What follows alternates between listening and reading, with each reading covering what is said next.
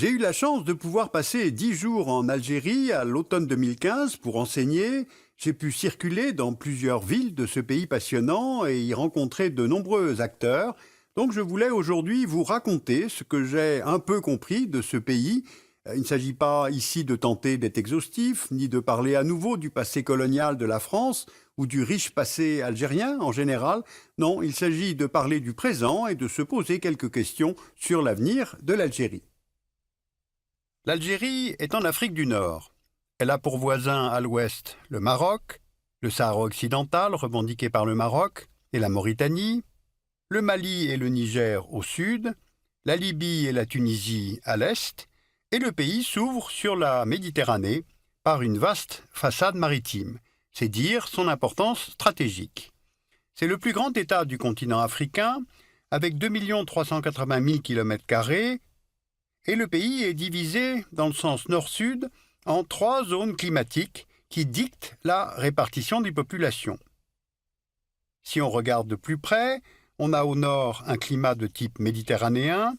Le long de la côte, les zones les mieux arrosées permettent l'agriculture sur une bande d'à peu près 100 km de large.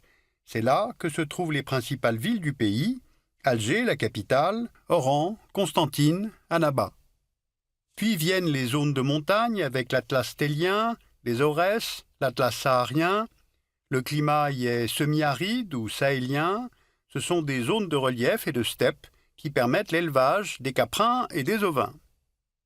Puis au sud, on trouve le climat du désert, c'est le Sahara.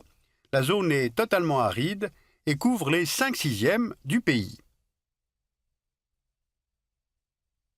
Le pays compte presque 40 millions d'habitants en 2015, et si on regarde la carte de densité de population, on voit que la très grande majorité des Algériens, plus de 80%, vit au nord, surtout sur les côtes, dans les grandes villes, en climat moins aride. Les Algériens sont arabophones à 73% et berbérophones à environ 27%, et on compte aussi 0,1% de Touaregs. Et enfin, la quasi-totalité de la population est musulmane, comme l'indique symboliquement le drapeau du pays. Bien, alors voyons maintenant comment se porte l'économie algérienne. L'Algérie, c'est un pays agricole, mais on pourrait presque dire était un pays agricole. Car aujourd'hui, la part de l'agriculture dans la formation du PIB est de 10% et le secteur emploie 11% de la population. Le pays produit principalement des céréales, agrumes, oliviers, culture de la vigne, élevage de bétail. L'essentiel du PIB est dû au secteur secondaire, c'est-à-dire l'industrie, qui représente 47% du PIB et 26% de la population active. Et puis enfin, il y a le secteur tertiaire qui contribue à 43% du PIB et emploie maintenant 63% des actifs. Le PIB algérien dépend donc fortement du secteur secondaire, car l'Algérie dispose d'un sous-sol très riche. Du phosphate près de la frontière tunisienne, du minerai de fer le long de la frontière marocaine et sur la côte, dans le massif montagneux du Hogar des mines d'or, de diamants, d'uranium, d'étain. On trouve aussi du zinc, du plomb, du charbon, mais je voudrais me concentrer surtout sur les hydrocarbures. Voici les principaux gisements. Au sud, le bassin de Regan, dans l'est, le bassin d'Edgeley, puis celui de Hassi Berkin et le bassin de Hassirmel. Et du fait de ces ressources, l'Algérie est, pour la production, le 9e producteur de gaz au monde en 2014 et le 18e producteur mondial de pétrole. Et au niveau des réserves, elle est dotée de la 16e plus importante réserve de pétrole au monde et des 10e réserves de gaz. Au total, 95% et demi des recettes à l'exportation algérienne viennent du secteur des hydrocarbures. L'Union européenne achète d'ailleurs 34% de la production algérienne de pétrole et 60% de la production de gaz, ce qui en fait son premier partenaire économique. Alors tous ces chiffres pour vous faire mesurer le très haut niveau de dépendance du pays à ce seul secteur. Or, la conjoncture a changé, car on observe 3 phénomènes depuis 2014. Les exportations sont en baisse suite à la réduction de la demande européenne, du fait de la stagnation économique, mais aussi du fait du ralentissement de l'économie chinoise. Résultat, les recettes d'exportation d'hydrocarbures algériennes sont passées de 32 milliards de dollars au cours des 6 premiers mois de 2014 à 18 milliards pendant la même période en 2015.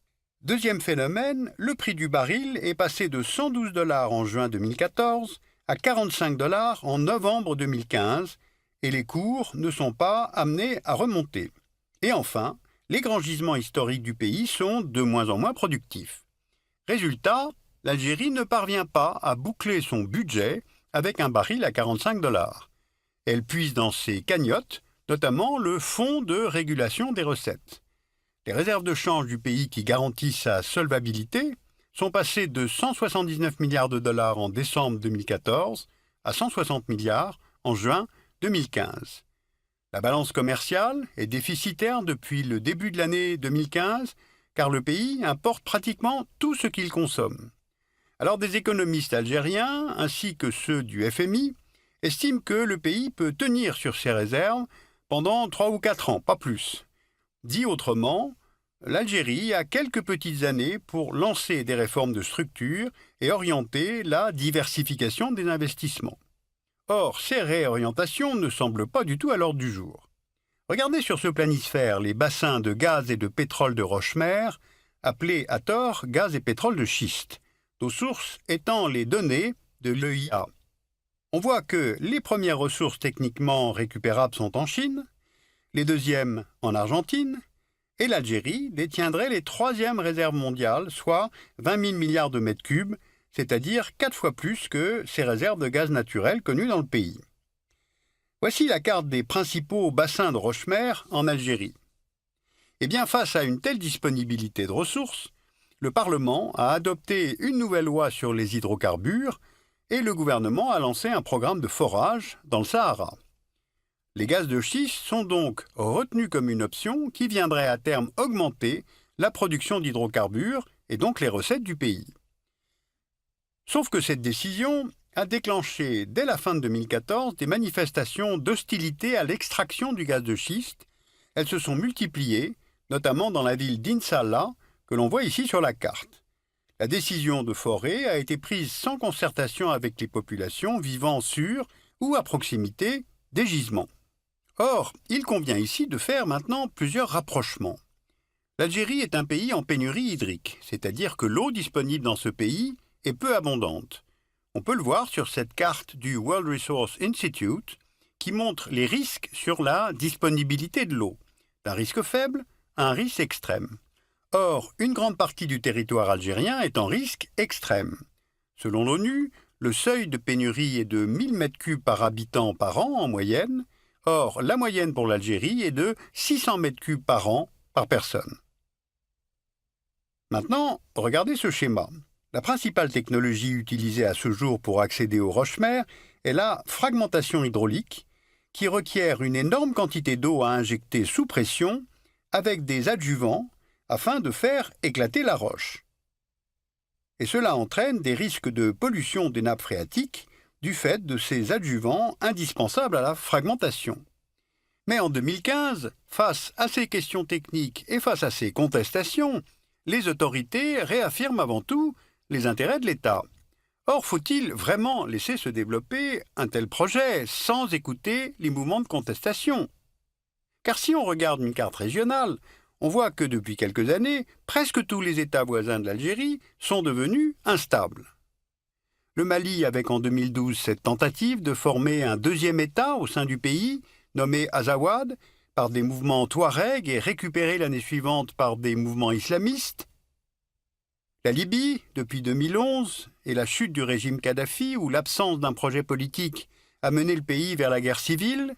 Aujourd'hui, 2 gouvernements s'y affrontent, les milices islamiques de Tripoli et le gouvernement de Tobrouk, soutenu par la communauté internationale. La Tunisie, avec la chute du dictateur Ben Ali en 2011, le pays connaît ces derniers temps une détérioration de la sécurité et une multiplication des attentats. Et puis enfin, n'oublions pas que l'État islamique a annoncé qu'il allait désormais s'en prendre à l'Algérie. Alors il est difficile de mesurer si les revendications islamistes perdurent en Algérie, 15 ans après la fin de la décennie noire, Mais les frontières du pays sont immenses, dans le désert, donc ouvertes, et ce, dans une région en conflit et où circulent les armes. La prise d'otage en janvier 2013 dans le complexe pétrolier de In Amenas rappelle la porosité du Grand Sud algérien. Cette prise d'otage, revendiquée par le terroriste Mokhtar Belmokhtar, a entraîné la mort de 38 civils, algériens et étrangers, travaillant dans le complexe pétrolier, et la mort aussi des 29 terroristes. Alors on mesure bien par ces cas de figure toutes les fragilités, donc il y a des choix à faire. Dans un environnement géopolitiquement instable, l'Algérie peut-elle maintenir encore sa doctrine de non-intervention sur les théâtres extérieurs ? Deuxièmement, est-ce bien le moment de s'engager dans l'exploitation des gaz de schiste, alors que le monde entier s'oriente progressivement vers des énergies post-carbone ? Enfin, l'Algérie est un pays magnifique, un pays riche, mais son économie n'est pas saine. Forte dépendance aux hydrocarbures, on l'a vu, dépendance aux importations alimentaires, chômage massif chez les jeunes, une grosse partie de l'économie est informelle, donc on peut se demander pour qui l'Algérie est riche et pleine d'avenir. Vous pouvez aller voir l'exposition Made in Algeria, généalogie d'un territoire. Elle se tient à Marseille, au MUSEM, jusqu'en mai 2016. C'est l'histoire de la construction du territoire de l'Algérie avec des archives, des œuvres d'art et présentée pour la première fois des cartes qui viennent de la BNF et du service historique des armées.